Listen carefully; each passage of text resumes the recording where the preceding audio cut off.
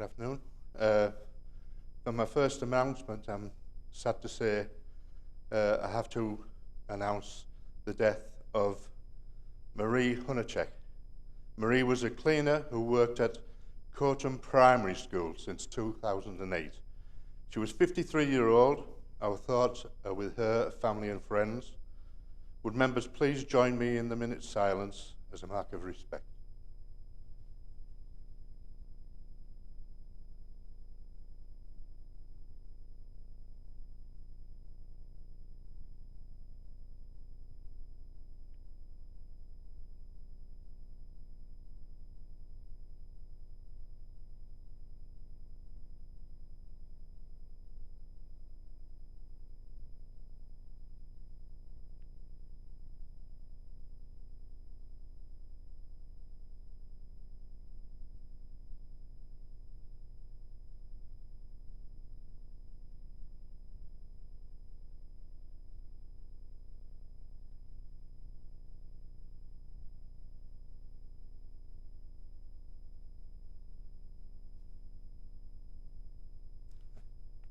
Right, thank you. Would you please remain standing for prayers, please? Let us pray. Heavenly Father, as we continue to celebrate the official birthday of Her Majesty the Queen, receive our heartfelt thanks for all that you have given her in these past 90 years, and for all that she has been to her people. Continue, we pray, your loving purposes in her, and as you gather us together, unite us also in love and service to one another. We ask this through Jesus Christ, our Lord. Amen. Guide, we pray, O Lord, the mayor, councillors and executive of this borough of Redcar and Cleveland, that, in the power of your Holy Spirit, all those whom you have called to serve here may be blessed with wisdom and right judgment in all things. We ask this through Jesus Christ, our Lord. Almighty God, the maker and ruler of all things, we humbly beseech you to bless and prosper the people of this borough of Redcar and Cleveland, strengthen our commerce, sustain our industry, nourish our agriculture, strengthen our communities, bless the work of our charities, uphold and support our children, and prosper all places of learning, that this our borough may always be a place where all generations shall truly flourish.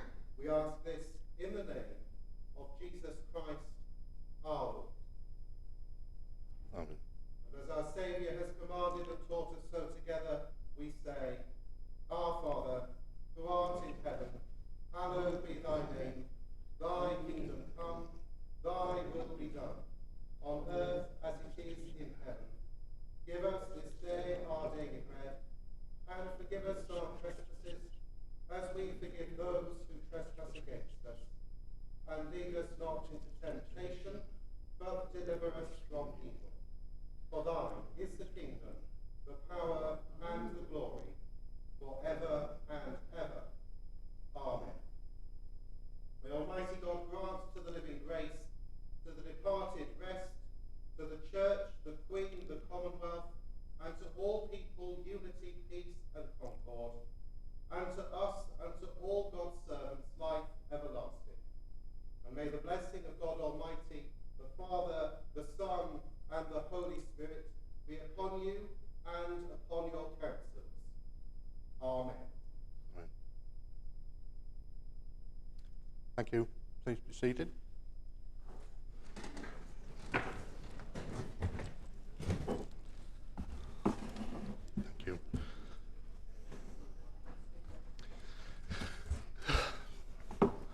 Right. I would like to kick off the meeting, and I shouldn't have said that really, but I had to get that one in. Apologies for absence. Is there any apologies for absence?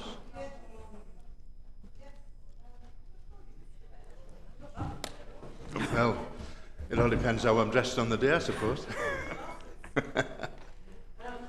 Michael Dick and Councillor Brian Dennis. And also, can I give my apologies because I'll have to leave at 4 o'clock if we're still here. Thank you. Right. Thank you.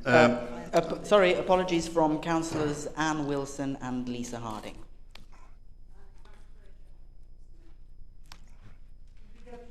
I have apologies from Councillor Lanigan written down. Declarations of interest. There'll be a form. The green form is circulated around the meeting.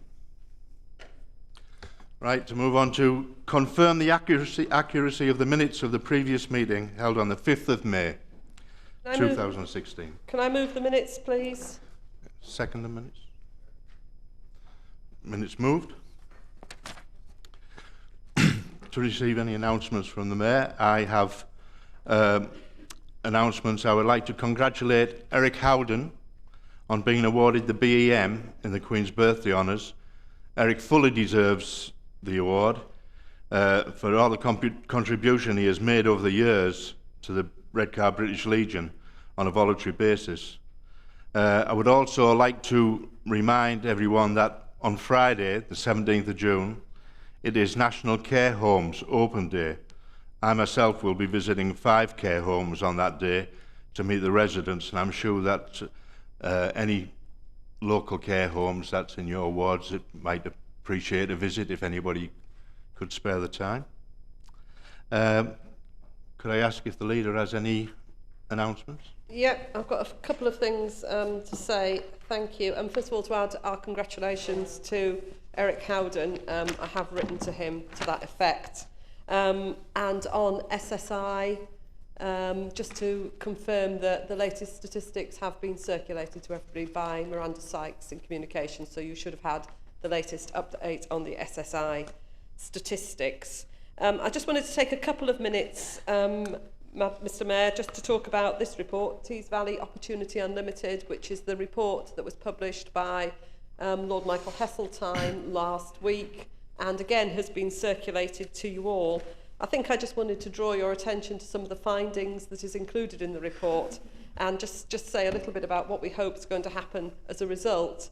I think the key finding for me was the statement that says that the Tees Valley is one of the most significant integrated industrial economies in the United Kingdom and key to rebalancing the UK economy as a whole. That firmly puts the Tees Valley on the map as a place where we need to do good business if the UK as a whole is to succeed. And that primarily is what this report is about, ensuring that the Tees Valley takes its place and does succeed as it should. And I think within that, he makes it very clear what is our main resource here in the Tees Valley, as well as our industry, which is fabulous, our environment, a whole range of other things. But the key thing that makes us work is our people. Our people are our key resource, and our ambition of our people is what makes us tick. There are 3 things that I think I just want to, key messages coming out of that report. Our people, as I've just said, it's self-evident, but it's true. We first and foremost need, as a Tees Valley and as Redcar and Cleveland, to invest in education and skills to ensure that our people get the work they deserve. And those of you who were in the presentation before full council will have heard about the Youth Employment Initiative, which is an absolutely fabulous initiative funded by, in part by Europe, that's going to ensure that very many of our young people get employment, the training they need to get into jobs. The second thing, I think, is our plans and projects. What Lord Heseltine said very clearly is that as a Tees Valley, the plans and projects that we have in place and that we are moving forward with are the right ones that will enable us to grow our economy. And that's very encouraging. But of course, what we need is resources to enable us to do that. And we will be using the report to ensure that we lobby government effectively to deliver those plans and projects, and that we get the money that we need to enable us to do that. And then finally, just the importance of our collective ambition for the Tees Valley as a whole.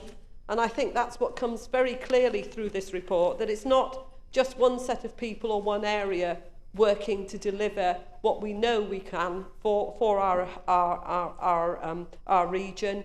It is local authorities, it is the public sector, it's the private sector, it's the voluntary sector. It's everybody standing together behind an agenda to secure the future that we know that we can deserve. So I'm very pleased with the report. I obviously don't agree with everything that's in it, and there are certain recommendations in there that I would be happy to dispute with anyone. But I think the very fact that it's been written and the encouragement that it gives us to carry on doing what we're doing is very helpful. So I hope everybody takes the time to read it, and there will be an action plan drawn up about how we can implement some of the findings that I hope at some stage will come to this council for us all to look at.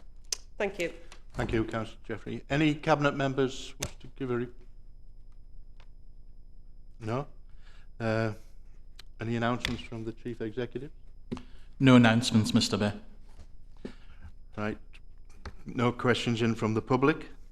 So we'll move on to item 7, to agree any reports from the Cabinet and the Council's committees.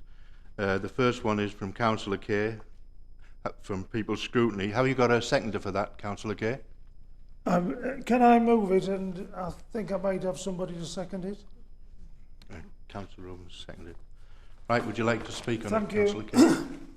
On the 17th of May, it was resolved by the People Services Scrutiny and Improvement Committee that it be recommended to the Council that we take part in the Better Health Programme Joint Scrutiny Committee, and that we nominate 3 members to that committee. As Chairman of the People Services Scrutiny and Improvement Committee, it falls to me to move the 2-part recommendation at the bottom of page 12 in the minute book. The formation of a joint scrutiny committee falls under the provisions of the Health and Social Care Act 2012, with the object of scrutinising the consultation proposals regarding the Better Health Programme.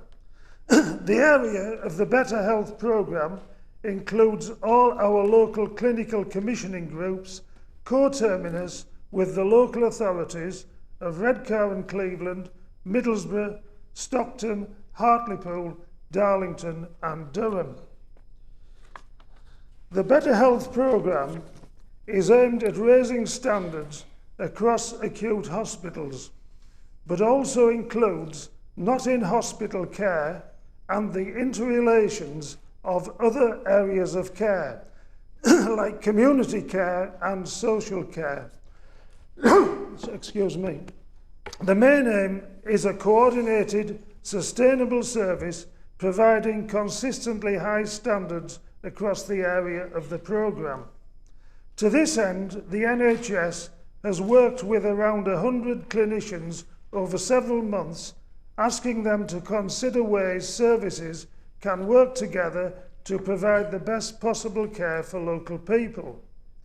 Although the aims of the programme are pretty well established, the means are to be put to public consultation for a 15-week period starting in November. The main purpose of the Joint Committee is to scrutinise and oversee the consultation process. The committee has the power to refer proposed changes in service provision to the Secretary of State. Individual authorities can opt out of the Joint Scrutiny Committee and remain consultees, but by doing so, they relinquish their right to refer proposed changes to Jeremy Hunt or his successors. In addition, only the Joint Scrutiny Committee can require providers to disclose information and to attend before the committee. I have raised the issue of the plethora of health scrutiny committees, both locally and regionally. We already have the South Tees Joint Health Scrutiny Committee, the Tees Valley Joint Health Scrutiny Committee, and the North East Region Joint Health Overview and Scrutiny Committee. You may well ask why the work of the new committee could not be carried out by the Tees Valley Joint Health Scrutiny Committee. Unfortunately, this would not be possible, because Durham, which is part of the Better Health Programme, is not covered by the Tees Valley arrangements. If Durham is to have equality of status, which is its right, The only way is to have a new committee. It is important to emphasise that the joint committee does not have to be permanent. It could work like a task and finish group, its central task being to respond to the consultation on the Better Health programme. Whether the committee continues beyond that function will be a matter for the participating councils to decide. Thank you, Councillor Kay. Councillor Ovens. Thank you, Mr. Mayor. Second this recommendation to this report, and whereas I agree we seem to have a plethora of committees already in existence, I think this will be specifically focused on what is needed for the way ahead for, it says in the papers, acute hospital care, identifying any changes, but more than that, the integrated approach so that even post-hospital, all residents of the area are served to the best. Thank you, Madam Mr. Mayor. Councillor Watts. Thank you, Councillor. Thank you, Mr. Mayor. Mr. Mayor. I came to this meeting a little confused because I am a member of the Joint Health Scrutiny, South East Joint Health Scrutiny.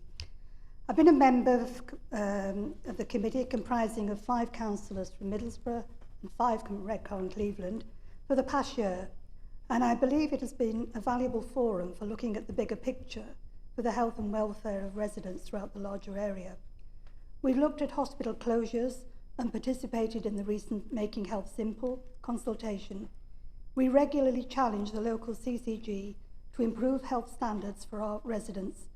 We've also discussed the closure of the One Life Centre in Middlesbrough and the closure of the walk-in centres. Last year we became aware of the emergency breast radiology department at James Cook, which resulted from equipment breakdown and loss of staff at the same time. The CCG arranged for temporary provision for emergency initial screening at North Tees, but this arrangement is extremely fragile and necessitates long journeys for patients in areas such as East Cleveland. Qualified breast radiologists are scarce nationally. We called in everyone involved from both hospitals and were told a hub and spoke model providing a centre of excellence in the area would attract both funding and qualified staff.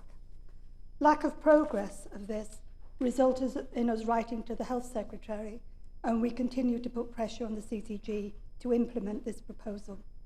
Recently, we were invited to a meeting at Hartlepool University Hospital concerning the proposed closure, allegedly due to staff shortages, of the IVF unit. Only Councillor Goddard and I were able to attend from the committee, but we were able to give support to the councillors and consultants in Hartlepool who, with the assistance of a High Court ruling, have demonstrated the unit is viable and are now putting pressure on the CCG to reopen.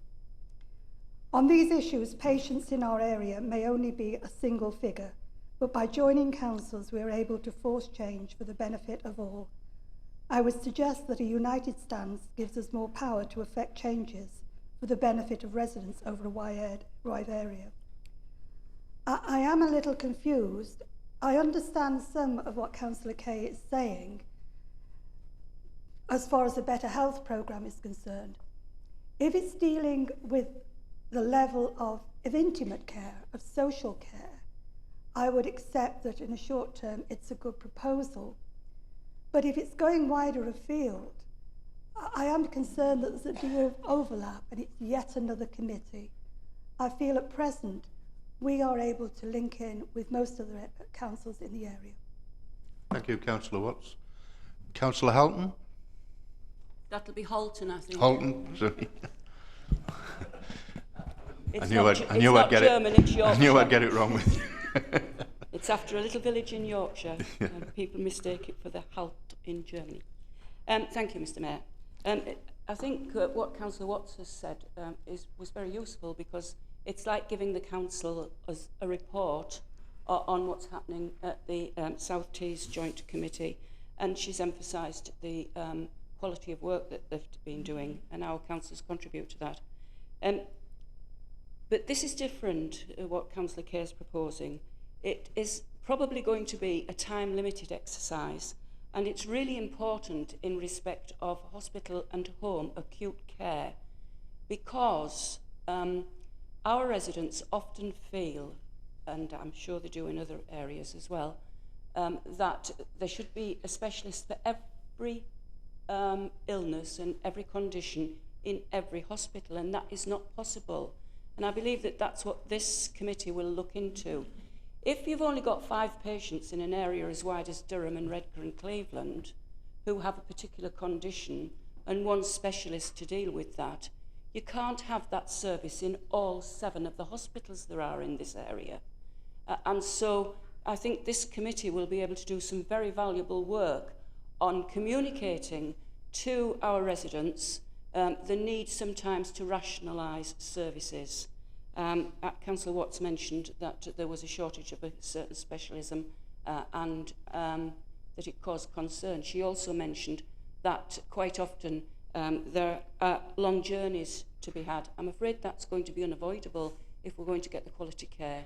If you've got a child with a heart condition and some other conditions in paediatrics, you have to take them to Newcastle. That is where the best facilities in the world are. And I would rather have the best facilities in the world 52 miles away and have to go on a journey to get there than to have it dissipated because you haven't got the specialisms in Teesside. So I think this is going to be a very important committee. I do think that we perhaps don't concentrate enough on health. I don't think that there are too many health scrutiny committees. I believe we've got 1 too few, and that's that this council does not have a health scrutiny committee. We used to have, but under the rationalisation of scrutiny 3 or 4 years ago, under the previous leadership and Mr Richard Frankland, they did away with that. Now, I did speak to the Chief Executive at the time and say that our Health Scrutiny Committee had done a lot of good work under different chairmen and that we need a Health Scrutiny Committee on this council to deal with issues that are pertinent just to our residents. I don't know whether most of you have seen this health strategy, the Health and Wellbeing Strategy 2013 to 2018. This is ours. And that we have no way of monitoring whether we're achieving our aims and objectives in this. And therefore, I would appeal to the Chief Executive in her absence, I hope Mr Sampson will pass the message on, that we need, and perhaps the leader will listen as well, that we need a Health Scrutiny Committee to deal with our issues. I'll just finish, Mr Mayor, by saying I find it very strange for Councillor Kay to be recommending this joint committee, going up as far as Durham, because he actually objects to the combined authority. And he says that's too wide and other people will be interfering in our work. And yet, when it comes to his own area, he's quite happy for us to spread our wings. 1 minute, please. So I very much support this initiative. And we have, I think all 3 groups that have been invited to nominate people have done so. And I believe that it will improve the health and well-being of our residents. Thank you, Mr. Thank you very much, Councillor Houghton. Councillor Sue Jeffries. Yeah, I wasn't going to speak on this, Chair, but I will do very quickly in response to that request for a Health Scrutiny Committee. I think that's what People Services Scrutiny is supposed to do, and the Health and Wellbeing Board together, that you have absolute discretion to set up any subcommittees you want of the People Services Committee to undertake scrutiny of health. And we've done that very successfully around GP services and GP practices. And it's certainly a model I'd like to see us do more of. We also have the Health and Wellbeing Board. I would just say in relation to the scrutiny for the Better Health Programme, I don't think we have much choice about this. I think government have insisted that there is scrutiny at this level, regardless of, or whoever the health person is has insisted there's scrutiny at this level. I mean, obviously we need to be part of that, but I think more importantly than just sending 3 members of this council to a scrutiny committee is that we take the opportunity to get involved in the consultation events that RCCG and others organise, which are always extremely well attended by them and well prepared and very badly attended by us, And the one in relation to the Better Health programme is at Inspire to Learn in Eston on Wednesday the 20th of July, 4 till 6 p.m. And everybody should have had an email about that. And it would be really good to see a good turnout of councillors there listening to what they've got to say, because there is some quite scary things about what they're planning for our hospitals, depending on where you're coming from on this. And it's all very well talking about centres of expertise, but if that means taking away your care, meaning you having to travel long distances to get care that you otherwise would have got on your doorstep, that can actually cause issues. So there is a debate to be had, and I hope everybody gets involved in the consultation that's going on at the moment. Thank you, Councillor Jeffrey. Councillor Ian Jeffrey. Yes, I too wasn't going to speak, Chair, but when Tories stand up and say what they want to do to preserve the health service, it always niggles me, I have to say. I mean, it would help if we didn't have a government that was hell-bent on privatising the health service for a start. That's clearly the intention of this government by setting it up to fail under the present circumstances. It would also help if the health service was fully funded through a progressive taxation system. It would also help as well if the millstone of PFI debt was lifted off Foundation Trust. And who needs Foundation Trusts anyway, because they're only set up to compete with each other as if they were private businesses. And finally, okay, scrutiny's fine, but what we need in the health service is what we used to have in health authorities when there was democratic oversight, direct oversight of the decisions that we made in the health service. And of course they were abolished because too many people like me were asking all the awkward questions. Thank you, Councillor Jeffrey. No more speakers. Could you please sum up, Councillor Kay? Yes, well, I'll try to just answer one or two of the points that have been raised. I'm, in a sense, a blunt instrument of the committee because I happen to be chairman of that committee, and the committee decided that it would be a good thing to take part. So I might have certain private reservations, but I'm just doing my job. And of course, the combined authority, as far as I know, so I don't think it is concerned directly with health matters. So it is possible to have an opinion about one and a different opinion on the other. It's not, even if you voted this down, politically, there'd be no skin off my nose, because in fact, the three members proportionally come from the three established parties, and there isn't a member at all from the poor independents. So I certainly won't be going as a member. On Councillor Watt's point, it is concerned with acute care, but also with social and community care as well. And the idea is, I believe, that the burden can be spread somewhat because often people, for example, go into accident and emergency and such like.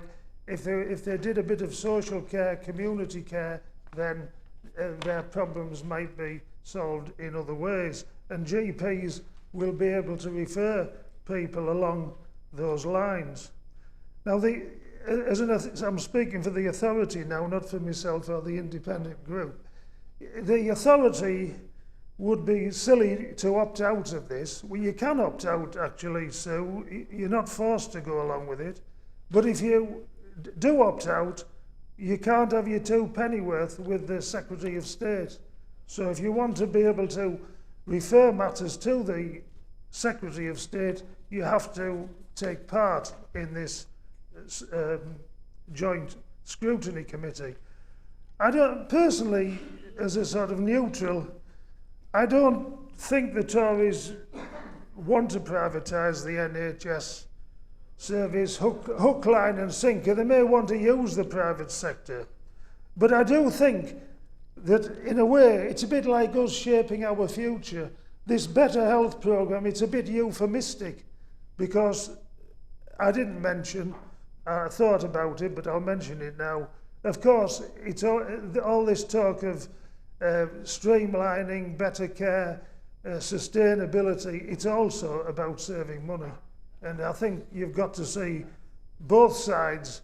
They're trying to get a better service by spending less. And so I think that's perhaps another reason to get people along to the joint committee. Thank you, Councillor Kay. Could we go to the vote? All in favour? That's carried. Thank you.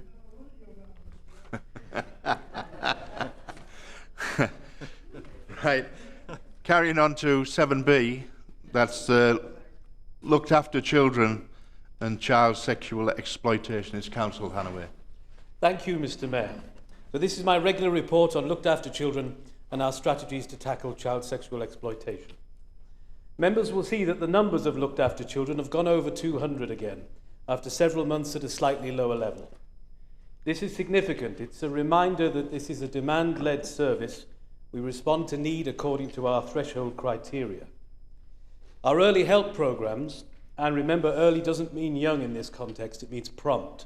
Our early help programmes are varied, sophisticated, and carried out by well-trained staff and backed by sound research, and they should be helping, ultimately, to reduce this number. But the fact that they've gone up again suggests external, social, and economic factors at work, which wouldn't be surprising at a time of higher local unemployment, nationally increasing levels of poverty and inequality. But it is a big concern for us, since not only does it represent an increase in human suffering, much of it placed on very young shoulders, but in material terms, for this local authority, it is also very high cost. And that's why there are always several paragraphs in the report about the recruiting, training, rewarding and approving of foster carers. Because the more foster carers we can recruit and retain, the better we can respond to the increase in numbers and the government cuts. Last year we had 100 days projects. This year the recruitment of foster carers will be one of my highest priorities for the year. So on to the looked after children themselves.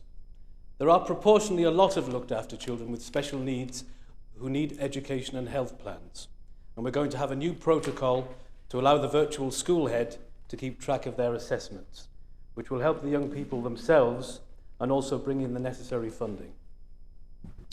The Looked After Children Council has had its latest meeting, and they've been developing their website with the council web team.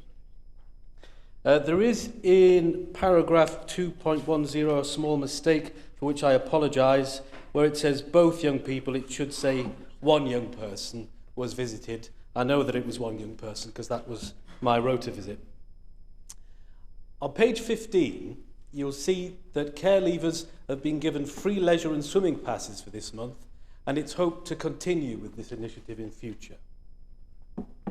Also, the permanency panel has approved new adopters and a long-term fostering match. This is actually the last long-term fostering match for the permanency panel, as they will now go to the fostering panel, and I am now on the fostering panel as well as the permanency panel. And I'm happy to say that at the permanency panel yesterday we approved 2 new adoptions. At paragraph 2.14, it says that phase 2 of the creation of the regional adoption agency is underway. But we have hit a bit of an obstacle, though, unfortunately, because the government wants this to happen, but is having a little difficulty putting the money where its mouth is. The councils together applied for £500,000 to set it up and have been offered 100,000, which isn't a serious offer. So we need to find out whether the government actually does want the regional adoption agency or not. The rest of the LAC report details the ways in which we help our young people leaving care to find employment and to find training.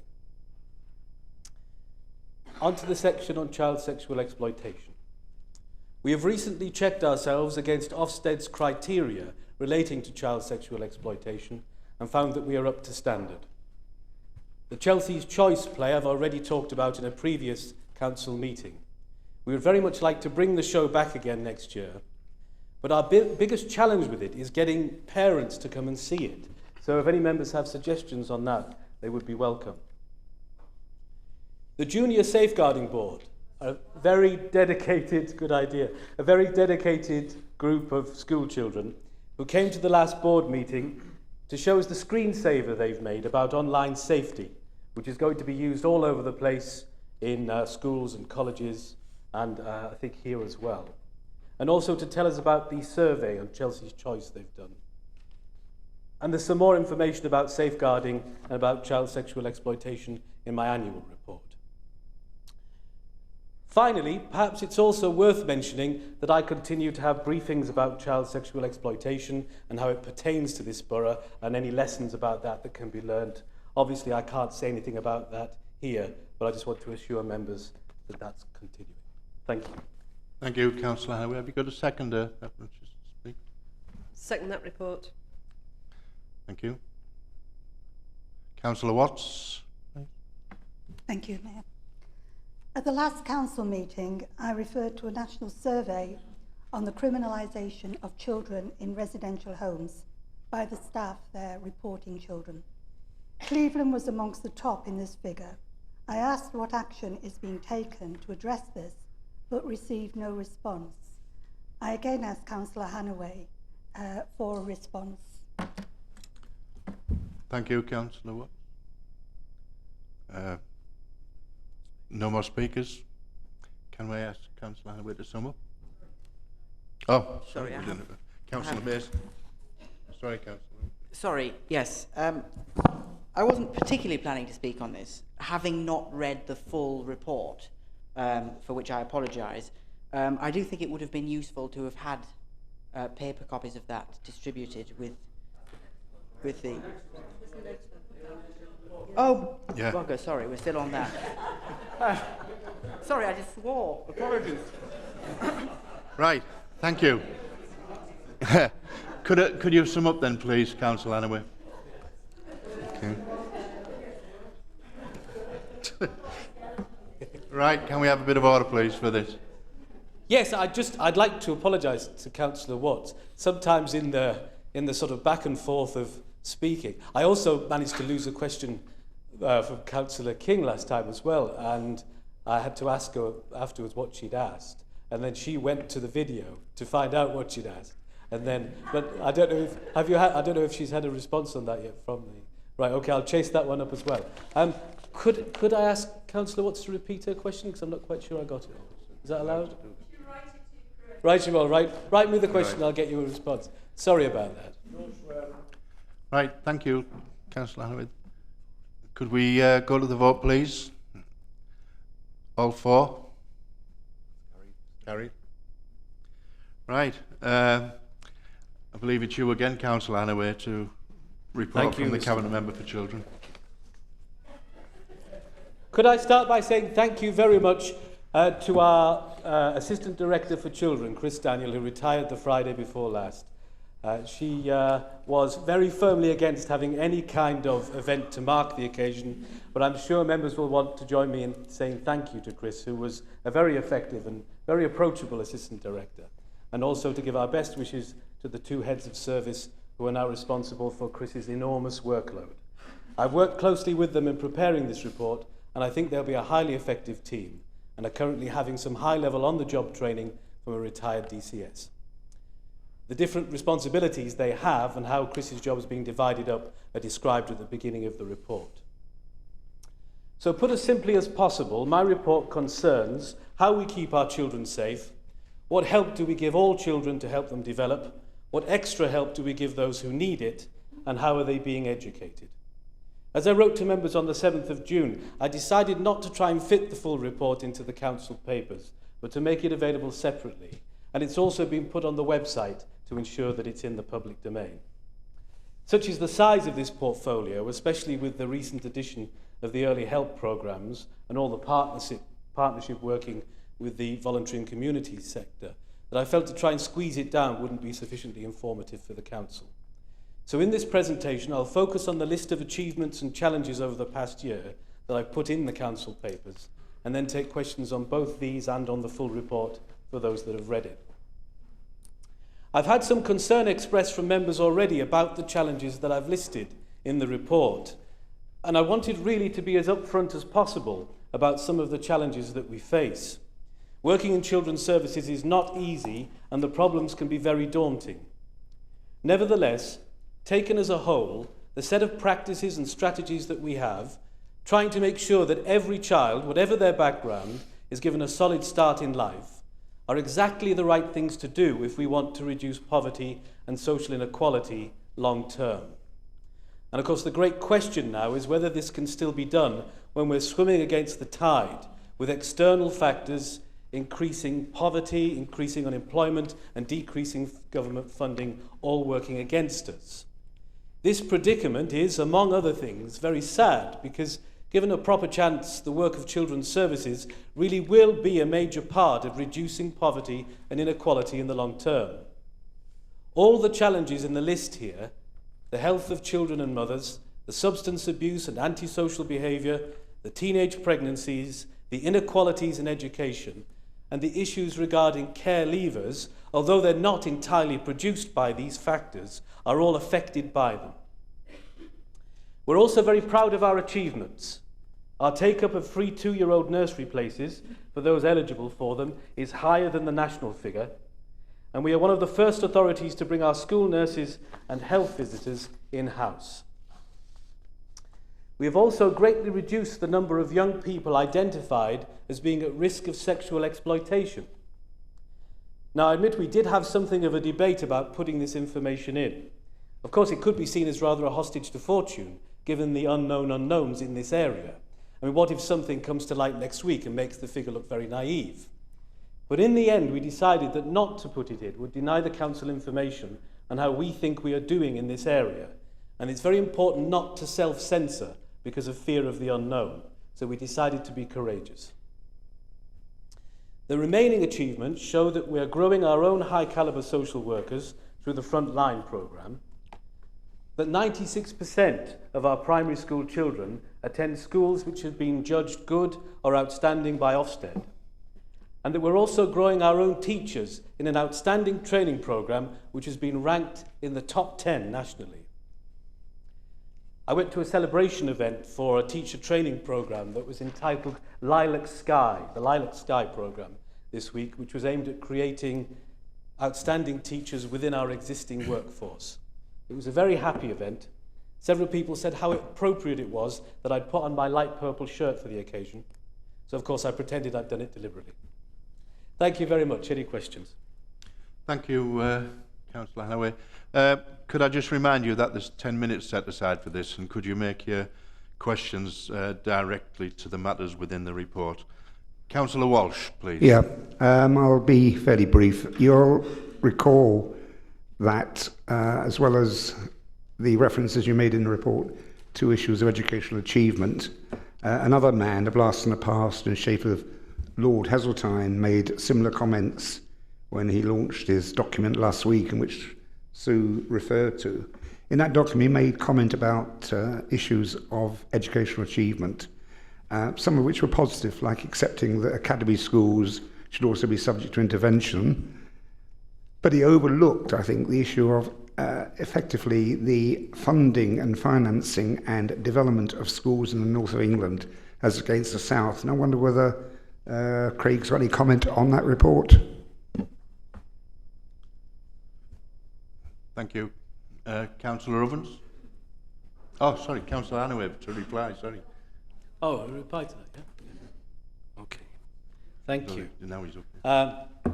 Yeah, thank you for your question. I welcome Lord Heseltine's report as a whole, but since you've asked me about it, I can't really help saying that Section 6, the section that describes our education system, is very flawed. First of all, Lord Heseltine was...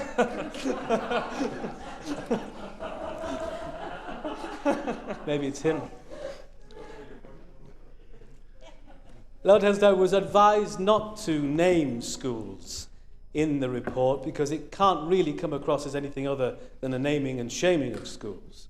Of course, he's entirely at liberty to ignore that advice and to list the schools if he wants to. But I think if you're going to ignore the advice and list the schools, you have to list the right schools. And unfortunately, he hasn't. He's listed Errington Primary School as having an Ofsted rating of requires improvement. Errington Primary School got a good Ofsted that was published on the 20th of April this year. He's also listed Highcliffe Primary School as requires improvement.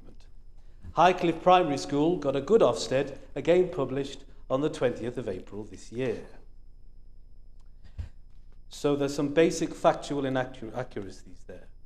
He's also used data that's very out of date. He's listed Outward Academy Bydales as inadequate and St Benedict's Primary Catholic Voluntary Academy as requires improvement. And that data that he's used is from 2013. Now, both of those schools are now academies. And some members will know that academies have a grace period of 3 years before they get inspected by Ofsted. So he doesn't know any more than I do whether those schools are... Could I just remind you, this is it's down to Sam. Could you hurry up a bit? answer? Yes, please, because there's Okay. 5 more people to speak, and Certainly. this is biting into the 10 minutes. Well, so The other problem with it is very tendentious. He stresses our weaknesses, which are there, and downplays our strengths. To say that our primary schools are performing well, full stop, is a real understatement of the fact that on some measures we were first in the country, out of all the boroughs in the country, in progress in reading and maths. And your final point about investment, there was nothing in his report about the disparity in funding whereby schools in the south have a lot more money per pupil than schools in the north. And it would have been nice to see something about that. So finally, to grade his report, I think for most of the things I could have given him a requires improvement, but I think for the factual errors it has to be inadequate. Thank you, Councillor Annaway. Councillor Ovens, please. Completely agree with what Councillor Hanaway has just said, and it was unfortunate those out-of-date figures were published in the local press. However, first of all, if you don't mind, I would just like to pay tribute to Chris Daniel, who has retired. I met Chris at Gromont Centre many years ago and saw her progression, and I think she gave admirable service to the authority, and I'm sure the whole of this side would wish her well in her retirement. Certainly the Lib Dems do. To go to the report, just a couple of things as quickly as I can. With regard to social workers and in foster homes and looked after children, I nearly raised it in the previous paper. I think things have stabilised now, but perhaps we've had a period of time where there was significant change, and unfortunately some of our young people did experience a number of different social workers, and what they need is stability, as they do of foster placements, if that's possible. Moving swiftly on to page 19, I welcome the in-house of the school nursing and health visiting service, and I hope that that will link into 2.5 at the bottom when we're talking about rates of childhood obesity and tooth decay and such issues as affect our young people. I don't think we've had time to see the fruits of them being in the schools, but it would be good to have a future report on whether that is having any effect on the health of our children. Pleased to see the Ofsted inspection of our teacher training programme.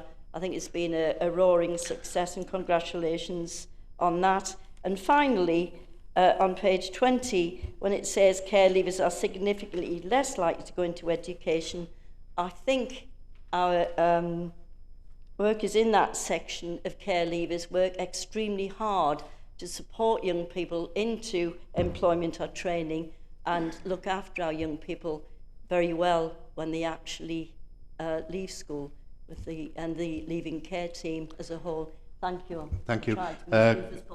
Yes, thank you. There's Councillor Mason. There's 1, 2, 3, 4, 5 more people to speak, and we've only got a few minutes left. So, but I'll let it go on. But could you please make the questions?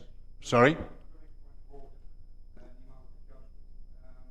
I think it's always been a problem with this 10-minute rule. Now, I think we've all recognised it is probably a rather silly one and needs to be changed. And I think everybody has a view on aspects of what is probably our most important area of service. Could I suggest that we just allow debate to continue? I'm Chair, I am going to, I've just said that I will let it go over, so we'll leave it at that. So could you please, it's Councillor Mason, so just make him direct, and I am letting it go over, so thank you. Yes. Well, he'll give it. No, please, could you get on with your questions, please? Yes. Hi. Firstly, I'm really really delighted actually to have an opportunity. I thought I'd missed the boat to, not to speak in general, but to pay tribute to Chris Daniel, who I think was an astonishingly good officer. And in the 10 minutes that I spent as Cabinet Member for Children's Services and Education, I really got on well with Chris and respected everything that she had to say, and never failed to be astonished by her knowledge and professionalism. The next thing that I wanted to say was that it's really useful to have had the breakdown of what's taking place in respect of children's services, but I also realised that we've lost a senior educational director recently, and I think it would be useful to have an update for everybody on what's happening there. It'll come as no surprise to Councillor Hannaway that I'd like to know what's happening at Redcar's Youth Centre tuned in, and to have an update on that, since I know that it was some of the jurisdictional stuff was changed, and there was a lot of great scope for improvement there. The next thing that I wanted to just mention was my concern, actually, that since Ofsted and the government moved to the single inspection framework, the number of children's services nationally which are failing to live up to their previous Ofsted results is quite astonishing. You know, really astonishing. I think up to 2000, the first 2 years anyway of the ISF, something like only a dozen children's services departments across the country out of about 75 were rated as good. And I appreciate that there's a lot of that is probably to do with the new Ofsted rules and procedures. But I would like to know what exactly we're learning from those other reports. And whether the Cabinet Member thinks that we are prepared for the inevitable coming of Ofsted here. And finally, I just wanted to take the opportunity formally and publicly also to welcome our new foreign visitors to the borough, who I know that Councillor Hannaway will be working closely with the social workers and teams that are allocated to them. And I think it's important that we show our resolution and our unity in welcoming them too. I agree with that. Thank you. Right, it's 1, 2, 3, 4 more. Councillor Houghton will be the last one. I'm not going to take any more after that. So it's Councillor Nightingale, please. Thank you, Mr. Mayor. Can I first of all apologise? My knowledge of technology clearly isn't up to scratch. Learning how to do mute. Can I just, first of all, concur with Councillor, the councillor that mentioned the 10-minute rule, because it is really out of date and quite ludicrous. I first of all want to ask two points to Councillor Hannaway. I think the timing of his report really needs to be looked at, because one of the things that we really need to be aware of and to be able to discuss in the council is the performance of schools, and he is being examined today when the examinations are actually taking place, and it would be far preferable if he could be presenting his report perhaps in September or October, when we've had some time to digest the results, rather than before the results are actually published. So there's that point. I make no complaints about the content of the report. The second point I want to make is that while I think everybody would share the objective that we want to improve the performance of people who are in poverty, and we want to ensure that there is far greater equality of opportunity, it is important to be very careful about when we do use the word poverty, because it is a relative measure, and it means, of course, that when the economy is growing, the level of poverty grows. So I think it is important that we're very careful about this. And while there may well be certain factors locally that are increasing the level of absolute poverty and relative poverty, I think it would be useful if we actually had the data, and if possible, to see whether to back up that that assertion that Councillor Hannaway is making. So I think there are 2 points I want to make then.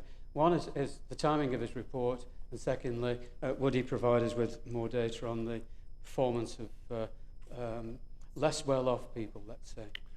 Thank you. Councillor Ian Jeffrey. Yes, Chair, thank you. Can I echo what Councillors Nightingale and Walsh have said about the crazy 10-minute rule? Let's hope you go down in the annals as the one person in your position that actually applied a bit of discretion instead of constantly watching the clock. I'd like to ask Councillor Hannaway a couple of questions regarding young people and their sexual health. Virgin Care Sexual Health Services have been appointed as from July, as I understand it. They've been jointly commissioned by this authority and the local clinical commissioning group to deliver these services, and they actually gave a presentation to the Health and Wellbeing Forum in Grangetown and South Bank, which is a part of the early help zone there. And they made the point that there's a failure to completely engage with these initiatives by specifically the Catholic schools in this borough. The background to this is the Director of Public Health's most recent report, which tells us whilst there's a decline in teenage pregnancies in this borough, it's still above the national average. And 70% of all new sexually transmitted diseases occur in the 15 to 24 age group. For the last year records were available, and STDs are a matter of poverty as well. There's a definite poverty link there. So my questions to Craig are, and bearing in mind, incidentally, I'm pleased to report this, that the People's Services Scrutiny and Improvement Committee has adopted this issue for its future work programme. But given that Catholic schools, most of which, if not all, are actually now academies, what influences can we actually apply to turn around this particular circumstance? And given that they are academies, can we rely on our old friend at the Regional Schools Commissioner to pursue these issues? Because she has responsibility, does she not? Certainly at least for educational attainment in academies. And we do know, don't we, you as lead member, Craig, and the Scrutiny Committee itself, she's failing to engage either with you or with us. So where do we go as far as that is concerned from an authority point of view? Thank you, Councillor Jeffrey. Councillor Kay. Thank you, Mr. Mayor. With education becoming increasingly independent of local authority control, what can this council do to bridge the gap between our excellent primary and mediocre secondary education achievements?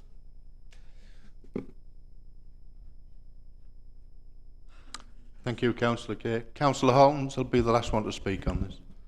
Thank you, Mr. Mayor. There's been some mention of poverty, the relativity of it and the absoluteness of it, etc.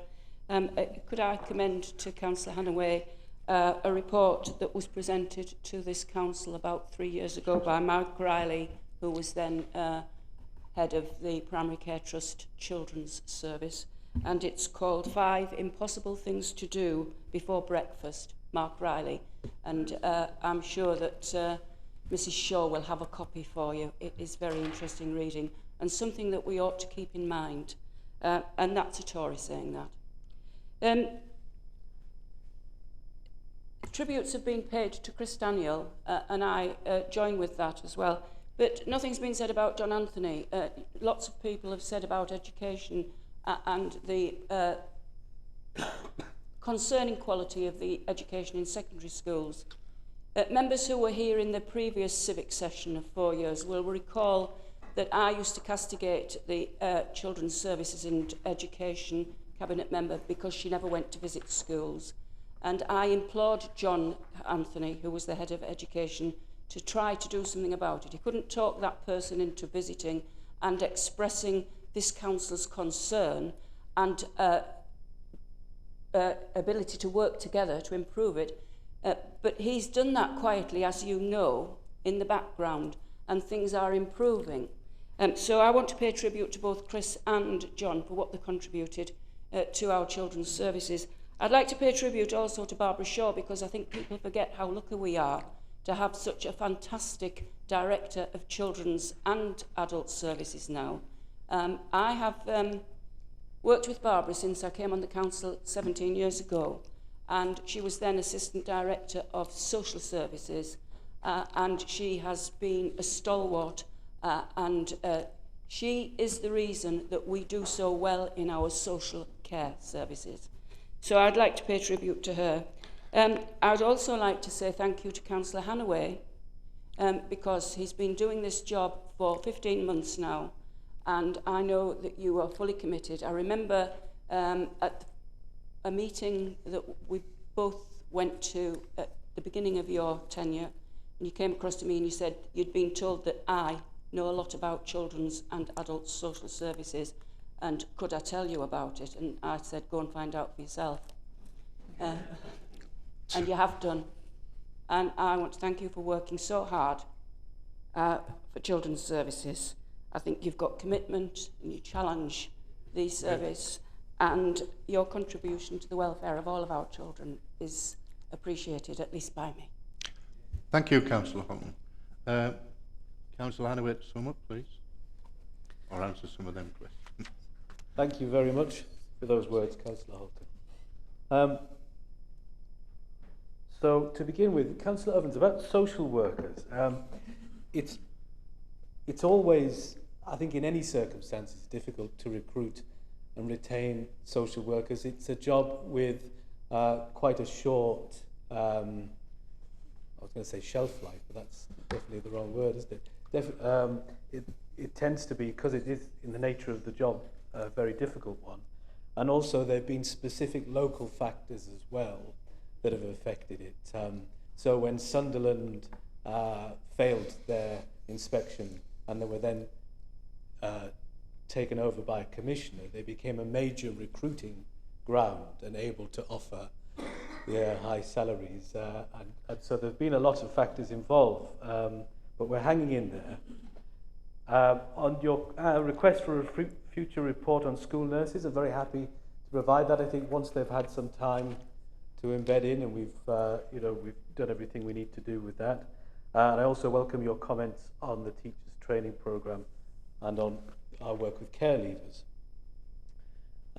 Councillor Mason, senior education, the vacancy. What we've done really is change the role of the three school advisors.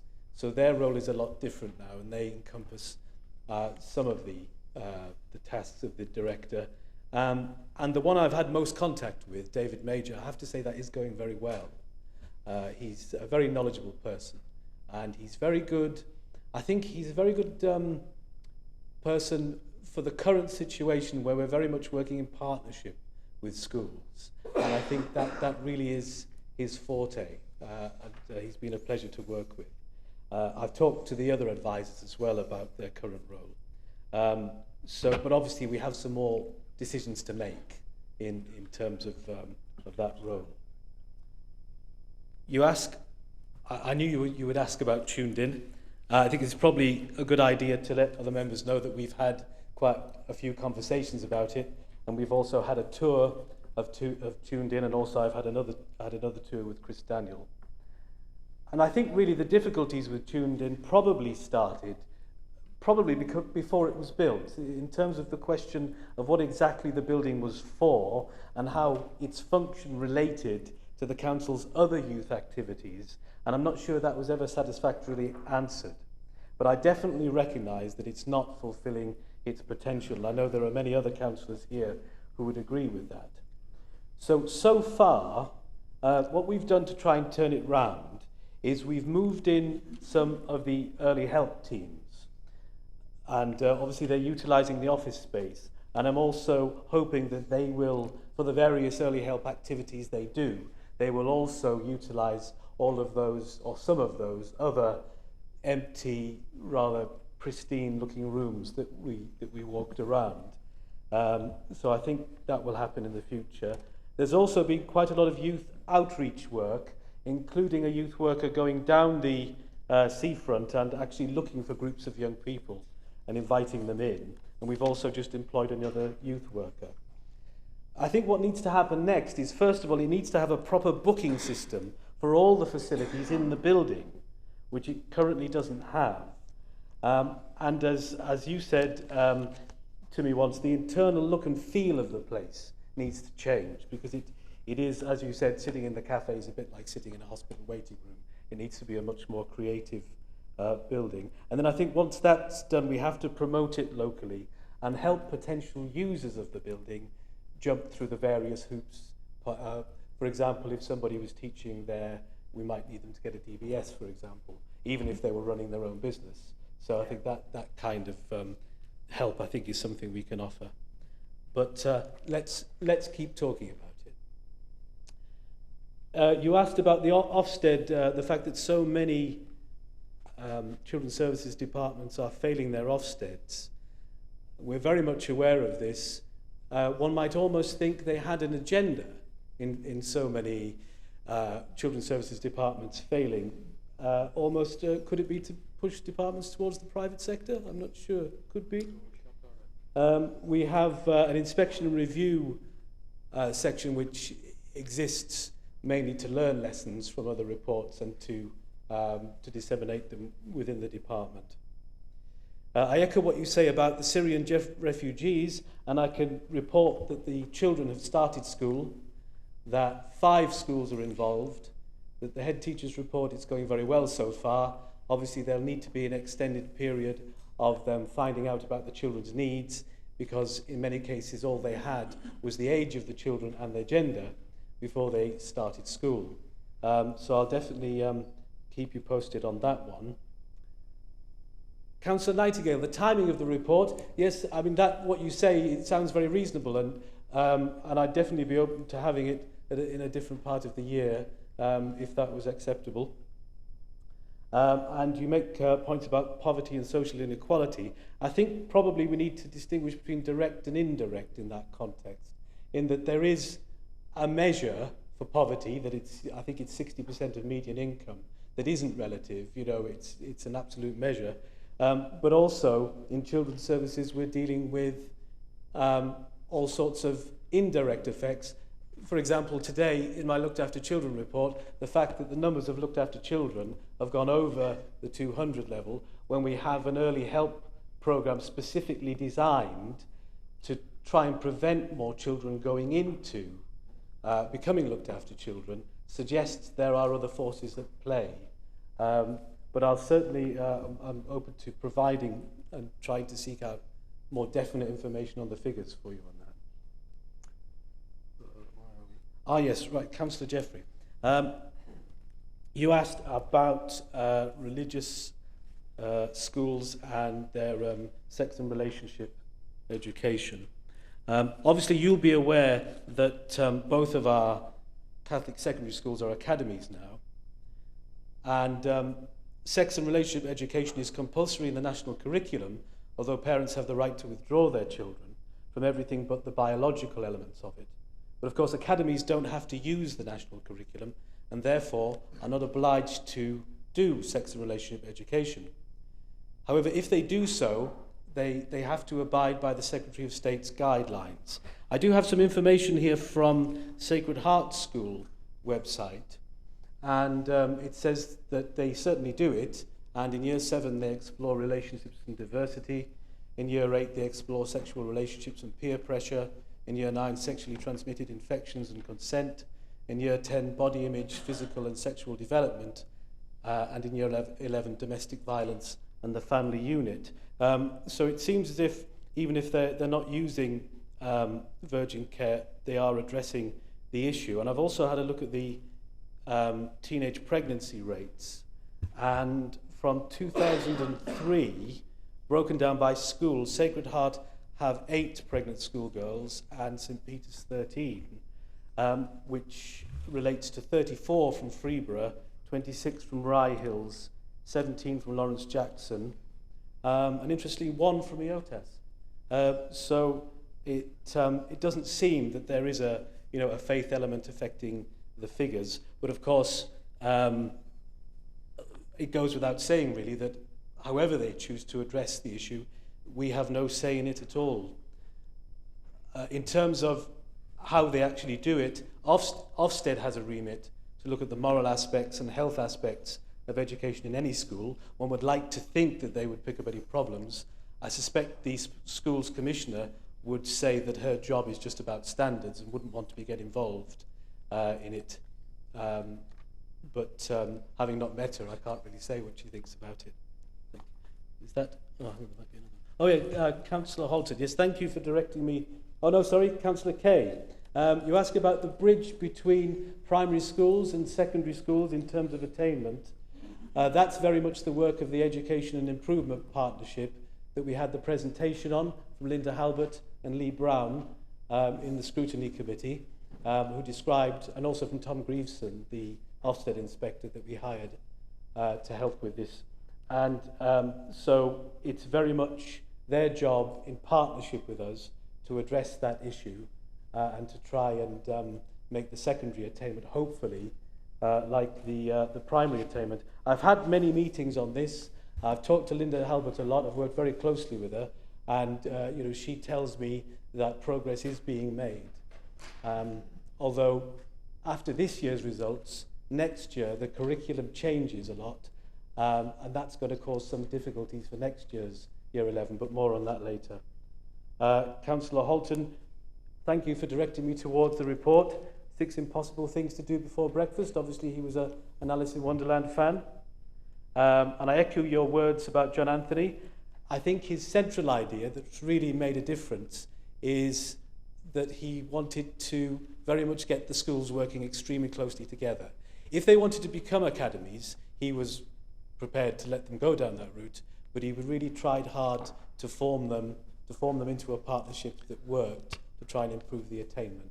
I think that, and also the transition arrangements between primary schools and secondary schools, were very much his legacy. Thank you, Councillor. Right, let's move on to the next, isn't it? Right, to reply to questions from members of the council, there is none. Is that to do with the football? Right, to consider motions. Councillor Houghton, would you like to? Thank you, Mr. Mayor. I'm presenting this motion because I believe that democracy is failing in this council in some respects. Not just this council, I have to say. I think that the cabinet system is the wrong way for councils to work, and many councils in the country are going back over to the committee system, which is what I thought we would do under the Labour administration, because twice we've been promised it and twice they've pulled back on it. I do feel, Mr. Mayor, that there are far too many decisions taken by the Cabinet that could be taken by the Council, which would give the opportunity, of course, for discussion by us all. So really, the motion is about democracy, rather than allowing Cabinet to take more and more powers as they have been doing over the past 8 years. If the Cabinet makes a decision, it only needs 15 people out of the 59 of us to agree with that for it to go through. Because although obviously it goes to the group for discussion, I think they've got 28 people, so that means that they only need 15 to get the majority to put something through. So it is a possibility, although I'm not suggesting that it happens regularly, that 44 of us are left out of the decision making, and that isn't really what the people out there elect us for. So I've used the outside bodies nomination as an example, because last year every position except for one was given to Labour members, and I believe that the outside bodies should be the representation on outside bodies should be by people who are interested in the topic or have some knowledge of it, etc. And that isn't always the case. So I think the allocation were unfair. They actually were more unfair last year than they were under the previous administration. Under the previous administration, opposition members did get some positions on outside bodies when it was known that they had serious interest in the subject. So I'll just give one example, if I may, Mr. Mayor, of where I think it's been totally unfair. The Hutton Low Cross Foundation, I represent Hutton, as you know, is a foundation that has a small kitty left, I think it was 45 years ago, to the people of Hutton Parish. Now, that doesn't just cover my ward. The Hutton Parish covers part of Westworth and another ward as well. It's an educational fund, so young people between 16 and 25 can apply for an allowance from this fund. So you would think, wouldn't you, Mr. Mayor, that the people who know the folks in Gisborough would be the ones that were allocated the places to administer this. And previously they were. Under the last administration and the one before that, there were representatives of the Conservative Party on that foundation. Because in Gisborough, as you're probably all aware, most of the seats, most of the wards are elect Conservative Tory members. But there has always been at least one Labour person on, because obviously we've talked about it, and we believe in true representation. And when I say we, I don't just mean the Conservatives. I mean in previous years when we've talked about the allocating the spaces. So the year before last, on the Hutton Low Cross Foundation, there were 2 Conservative members, myself and Graham Jeffrey, and there was 1 Labour member, Joe Keenan, and we did have several applications where we had to get together and decide whether the young people were going to be allocated a grant or not. Now this year, the Hutton councillors are in fact don't know anything about the Hutton Low Cross Foundation, whether any grants have been allocated or not. Because the 3 representatives this year, under this inclusive Labour group, were Neil Baldwin from Redcar, Sheila Hollyhoak from Gisborough, of course, so Sheila would have been the nominated Labour person anyway, and David Walsh, Skelton councillor. That is totally unfair and goes against the declaration by the leader that she was going to be inclusive. Now, I've picked that one out in particular because it's close to home for me, but I think it demonstrates how unfair it is. I mean, how could Neil Baldwin have any idea about the Hutton Low Cross Foundation? Why would he want to be on it unless he was allocated it because you wanted it to go to Labour and you couldn't get anybody else who was interested? I just find that totally unfair. So my motion is,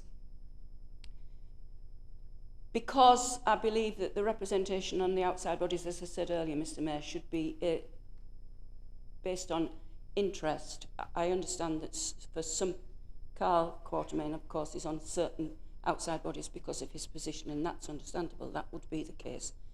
But I think it needs further consideration. So my motion is, the Council proposes in principle, and so far as is legally permissible, blah-de-blah-de-blah-de-blah. I know people want to get to football, so I'll sit down. Right. Thank you, Councillor Hutton. Seconder for that is? Can I second the motion and reserve the right to speak? You can. Right. Councillor Sue Jeffrey? Didn't know I was going to get a treatise on democracy. I didn't know that's what this was about. I have to say, first and foremost, that we have no objection to reviewing that situation. That's what this resolution will ask for, and we're quite happy with that. Indeed, if you'd come and had a word with me, or anybody had come and had a word with me and asked if we could have included this within the governance review, all of you have had the opportunity to influence the shape of the governance review. Again, we could have put it in. It wouldn't have been an issue. And I'm not really quite sure why we've got a resolution here today on this at all. However, given that you've gone into some broader issues about democracy generally, I do want to just challenge a couple of these things. I mean, this idea, for example, that the Cabinet is taking more and more powers to itself. I'm not quite sure what these powers would be, Councillor Holton. I can't recall any powers that I have taken to the Cabinet over the last 14 months. And I'm certainly not aware that you as a coalition, when you had the cabinet, took more powers to yourselves, did you? Perhaps I'm wrong, perhaps you did, and I've missed it, so I don't know. But anyway, very interested to hear what those powers were. The second thing is this assumption that the cabinet has a collective view and then sticks to it regardless. Well, that might be the way you did business, but it's not the way we do business. We do business in a way that is open and transparent, and we ensure that people's views are heard both within our group and within this council, and we will continue to do so. And nobody is tied, no cabinet member is tied by collective decision making within my group. Again, probably not the way you work, but it's the way we work. So there you go. And then you talk about the unfairness of the Hutton Low Cross arrangement. Well, it's really interesting, isn't it? You should focus on one little charity, I'm sure, really, really important. And that's why we've put people on that committee who are competent and very able to make assessments of applications to that charity and have lots of experience, and I'm sure have made very good decisions over the last year. And I'm sure any member of that committee who sits on it from this group would be more than happy to talk to you at any time about the conversations that they've had and the decisions that they've made, and indeed in advance if you wanted to see that. So I think really this resolution's unnecessary, but given that it's here, we'll vote for it. As I've said, you know, it's something we would have done as part of the governance review anyway. I think what's important is that we make the best use of our membership of the external bodies on which we are represented. And that's what I worry about, I think, some of the time. I'm not entirely sure when we last did a review of all those external bodies. Are we going to the right places? Are we making the right representations? You know, are members, when they do go to those meetings, being supported effectively? All things that we can look at in the governance review.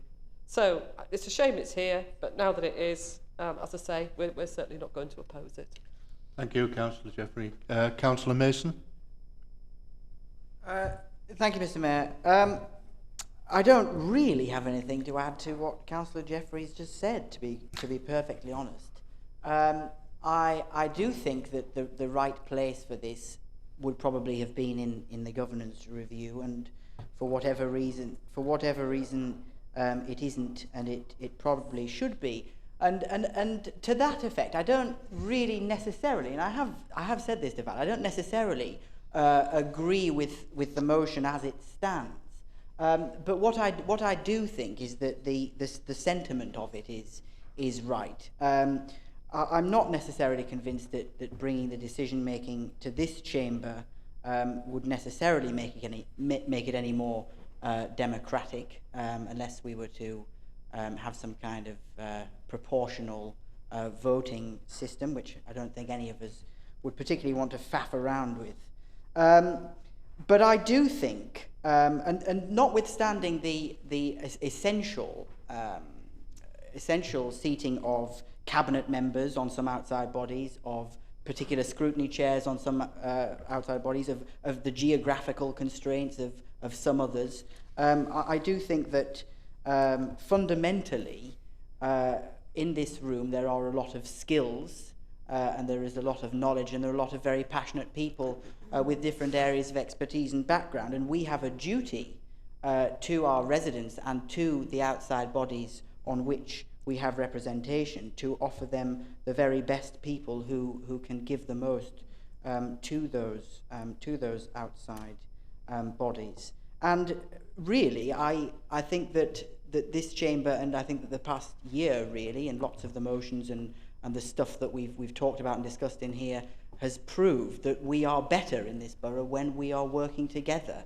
And as far as I'm concerned, having as diverse and broad a range of knowledge and expertise on outside bodies is in our interests collectively, and indeed the interests of everybody out there too. Thank you, Mr Mayor. Thank you, Councillor Mason. Councillor Nightingale? Thank you, Mr Mayor. I'm the only one who voted against the delegated powers fairly recently, but that was mainly to do with the information flow about the use of delegated powers. And this is partly in this sort of area. I mean, the basic principle is if you're representing the council should actually appoint you rather than the cabinet. And I think it's quite reasonable to expect that. And as far as I'm concerned, the details of what actually happens in a constitutional review or in the governance review is something to do with later. I think at this stage we should be just saying quite clearly in principle that it should be the job of the council to approve people who are representing the council on outside bodies. And there are some improvements that we do really need to make about the flow of information from the outside bodies to the council. And this was raised, and I deliberately asked for it to be raised at the Corporate Services Scrutiny Committee, and something's going to happen on that. I think, in addition to that, we need a consensual approach on who we actually appoint to be the representatives of the council on outside bodies. I think it's perfectly acceptable for members of the cabinet to represent the council on outside bodies, especially where they've got executive responsibilities. And I would be quite prepared to vote personally for any member of the cabinet, even the Labour cabinet, to be representing the council on particular bodies. I think it's also right that the controlling group should have certain places as well on outside bodies. But I think we should also consider the possibility of making some of these much more proportional. Basically, as far as I'm concerned, I would share the views of Councillor Mason on nearly everything that he said. I think the way in which the council is operating and the relationships on the council at the moment, since the demise of the George Dunning Labour Party, has been a considerable improvement. And I certainly welcome the idea that the new Labour group has actually allowed the opposition parties to take the chairman and vice chairmanships of the scrutiny committees, which is absolutely spot on, dead right. So, Mr. Mayor, I think it's basically, putting it crudely, as far as outside body representation is concerned, it's horses for courses. And we need to get together across the council to work out how we're going to settle this particular approach. And I think we should also put a bit of extra push into the governance review as well, because I think it is time that we had a system that did allow more councillors to have more role in decision making. So, Mr. Mayor, I support the motion, and I certainly welcome the need for the constitutional review that's attached to this. Thank you, Councillor Nightingale. Councillor Massey. Thank you, Mr. Mayor. I do agree with the sentiments of much of what's expressed within the motion. However, I do feel that the prologue that was attached to it was somewhat unnecessary, that was given verbally. A couple of points that I'd like to raise. I think that the experienced members of this council are well aware of the outside body list. There's a chance at Corporate Services Scrutiny and at the half an hour before the Cabinet and through scrutiny at the Cabinet to have discussed these issues before now. I'm not aware of any representation that was made by members who were interested in any of these outside bodies. It's taken to this point where we're 15 months down the line and it's come to a full council meeting. But I do recognise, much as Councillor Mason said, that there are expertise on both sides of this chamber, and it's trying to attach those people to the best places so we can use that expertise on outside bodies. So I do support the motion. Thank you, Councillor Massey. Councillor Kay. Thank you, Mr. Mayor. Yes, as a council, we seem to spend an inordinate amount of time discussing outside bodies. I remember in 2003, we spent about 6 months discussing them, and it dominated proceedings, which I wasn't very keen about. I think really although I agree with Councillor Nightingale that if these people are representing the council, they should be appointed by the council. But I think more than just focusing on the problem of the outside bodies, or the challenge, you say nowadays, the challenge of the outside bodies, what this is really about is cabinet government as opposed to committee government. And the cabinet has concentrated executive power into the hands of a few people. When we go to the electorate, even today, after about 20 years of cabinet government, the public expect that we are coming here, when they vote us in, to make decisions. And of course, and they get surprised when you explain it to them. Oh, I thought you made decisions down there. I say, no, it was a bad decision. The Labour cabinet made it. So sometimes it plays into your hands.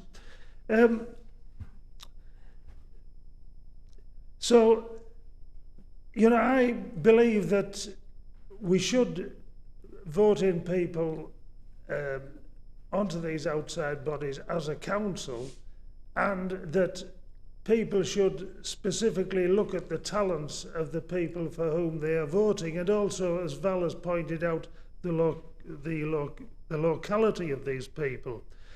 I do, you know, take it with a bit of a pinch of salt when Sue says, oh, everybody on the cabinet has a free vote.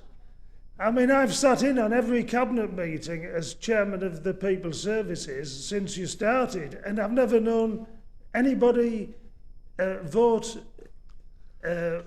non-unanimously yet. There's never a dissenting voice or a hand. You don't even have an argument. Philip Thompson and I are the opposition when it comes to the cabinet, and I must admit I enjoy it. But I do, you know, it would be nice when we had a coalition cabinet, we did at least, you know, have a difference of opinion in public, which is a healthy thing to do. However, having said that, I must praise Sue Jeffrey for her inclusive approach.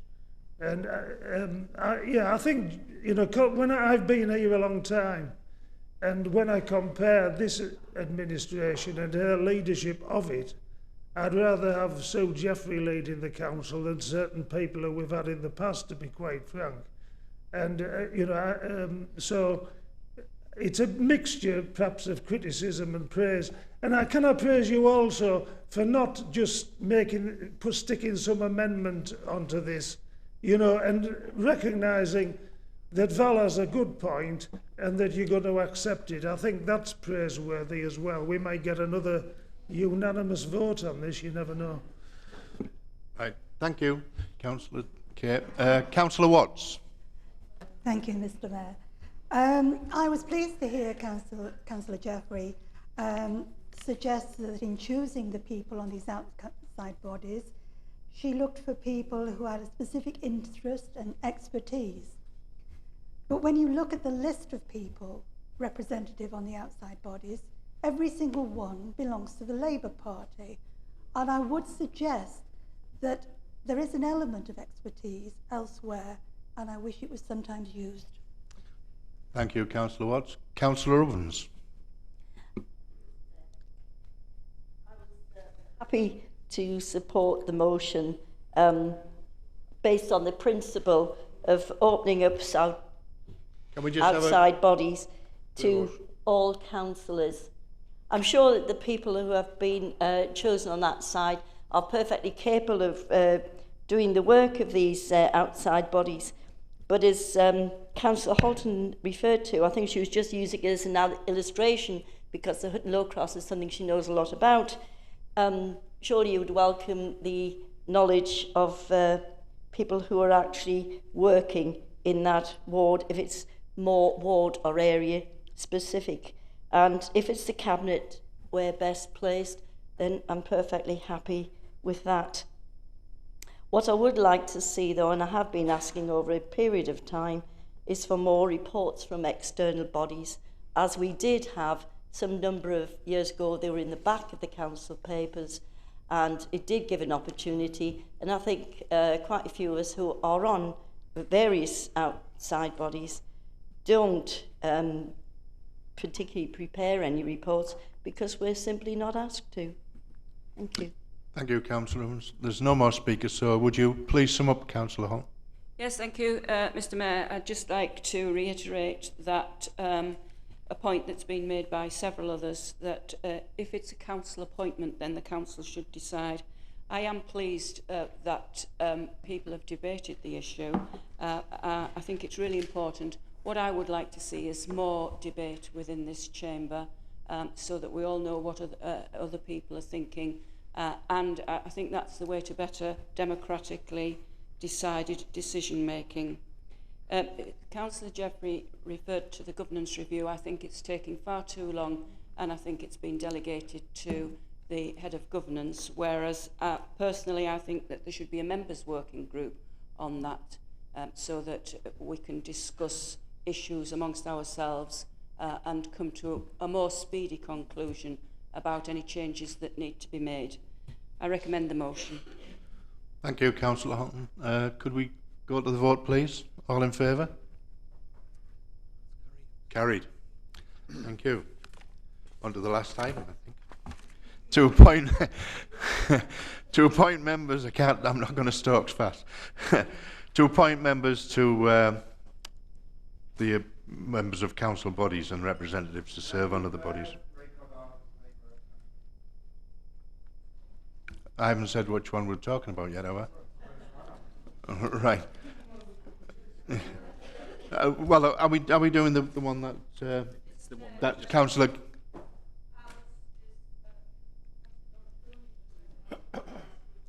And the others are just as written on the sheet. Our changes to our committee membership. Right. If that's okay with you. It's okay, sorry. Mary Ovens is our right person, whatever it is. Yes, that's the one. Yeah, and Redcar. Right, they're the three. Yeah, if everyone agrees. Does everyone agree on that? Right, passed. Right, to approve any changes to committee members and appoint chairs to vice chairs. Executive Scrutiny Board, Councillor Teasdale to replace Councillor Foggo. All right, everybody agree? And Corporate Services Scrutiny and Improvement Committee, Councillor C. Jackson to replace Councillor Foggo. Carrie, passed?